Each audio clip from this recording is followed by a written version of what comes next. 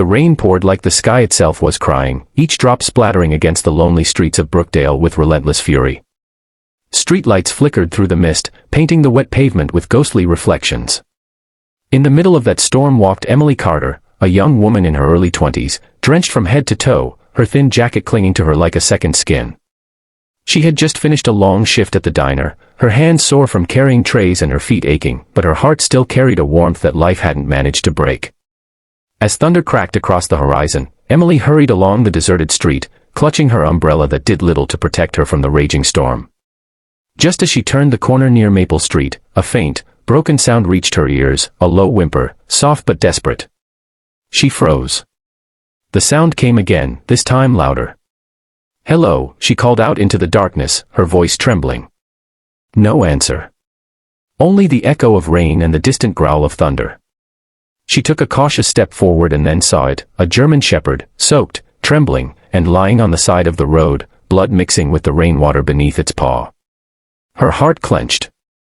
The poor creature looked terrified and hurt, its breathing shallow and quick. Emily dropped her umbrella and knelt beside it, the cold water seeping through her jeans, but she didn't care. Hey, it's okay," she whispered softly, reaching out with trembling hands. The dog growled weakly, more from pain than fear, and she could see a nasty cut on its leg. "Shoo. I'm not going to hurt you," she said, her voice tender. Slowly, she tore a strip from her scarf and wrapped it around the wound to stop the bleeding. Lightning flashed overhead, illuminating the moment, the sight of a girl risking herself for a stray animal while the world hurried past, indifferent. Emily glanced around, but no one stopped. Cars drove by, splashing water, their drivers too busy to notice. "It's just you and me now," she whispered to the dog, gently brushing its soaked fur. "Hang on, okay? I'll help you." With effort, she lifted the heavy shepherd into her arms. It wasn't easy, the dog was big, and Emily was small, but something in her refused to give up. She staggered down the street toward her tiny apartment, her arms trembling from the weight, her heart racing with determination. By the time she reached home, her whole body was shaking. She unlocked the door and stumbled inside, laying the dog on an old blanket near the heater. The warmth of the room contrasted sharply with the cold storm outside. "You're safe now," she whispered. She grabbed her first aid kit from under the sink and cleaned the wound carefully. The dog flinched, but when Emily looked into its deep brown eyes, she felt a strange connection, as if the animal understood her kindness. "You're such a brave boy," she murmured, patting its head gently. She noticed a collar around its neck. A fine leather one, with a except for a single letter, M. Emily sat beside the dog, wondering who it belonged to. The collar looked expensive, not something a stray would wear.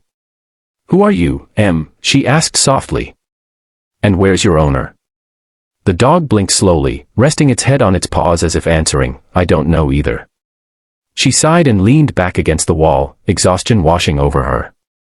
Outside, the storm roared on, but inside, there was peace, a fragile peace between a broken girl and a wounded creature who had somehow found each other in the chaos. Miles away, high above the city, in a massive mansion surrounded by darkness, a man sat alone in his study. Michael Hayes, a billionaire who hadn't been seen in public for years, stared out at the storm through tall glass windows. His expression was cold, distant, but his eyes carried a hint of pain. On the floor beside his chair, an empty dog bed lay untouched.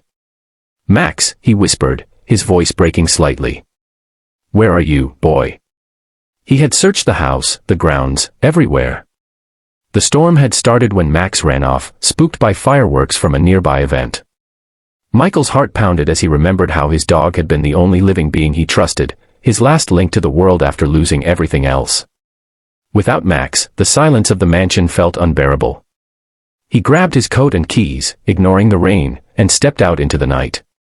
Back in her apartment, Emily watched the dog's chest rise and fall steadily. Relief washed over her. She made herself a cup of tea and sat on the floor beside him, whispering softly, "Don't worry, tomorrow we'll find your home. But if no one comes, you can stay with me." She smiled sadly, knowing she could barely afford her own rent, yet somehow the idea of sending the dog away felt impossible. She didn't realize that the moment she carried that injured shepherd from the street, her fate had intertwined with one of the richest men in the city, a man whose loneliness was as deep as her kindness.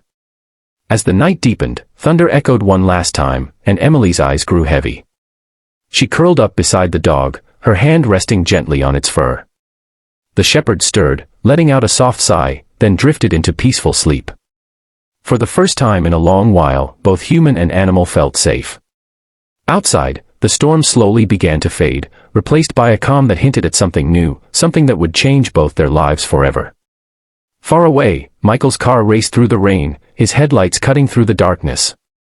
"Hold on, Max," he whispered into the storm, not knowing that his search would lead him to a girl whose heart was richer than his fortune. And so began a story that neither of them saw coming, a story of fate, healing, and love born from compassion.